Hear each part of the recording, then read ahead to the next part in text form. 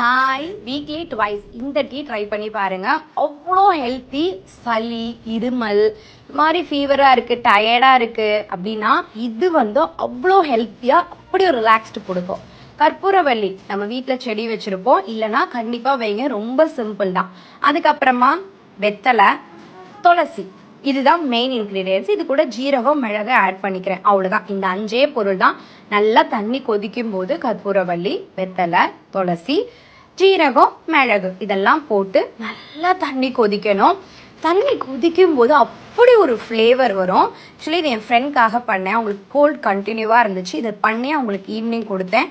அடுத்த 2 நாள் கண்டினியூவாக குடிக்கும்போது அவங்களுக்கு கோல்டு பறந்துருச்சு. 2வது அவ்வளோ ரிலாக்ஸ்டான ஸ்லீப்பிங் வந்துச்சுன்னு சொன்னாங்க. கண்டிப்பாக நீங்களும் ட்ரை பண்ணி பாருங்கள். ரொம்ப சிம்பிளான இன்க்ரீடியன்ஸ் தான், but very very very powerful effect. Weekly twice எடுத்துக்கலாம். இதில் இருக்கக்கூடிய எல்லாமே ஹெல்த்துக்கு ரொம்ப சப்போர்ட் பண்ணக்கூடியது.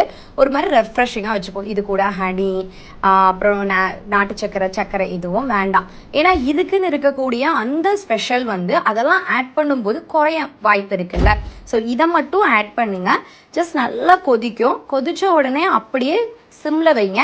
ஒரு 5 மினிட்ஸ் போதும். மூடி போட்டு வச்சுடுங்க, ஆஃப் பண்ணிவிடுங்க. இது நல்லா கொதிச்சு இதோட அரோமா, ஃப்ளேவர்ஸ் எல்லாம் உள்ளே இறங்கினதுக்கு அப்புறமா நீங்கள் ஃபில்டர் பண்ணி குடிக்கலாம். அவ்வளோ டேஸ்ட்டாக இருக்கும். நீங்கள் வீக்லி ட்வைஸ் ட்ரை பண்ணி பாருங்கள்.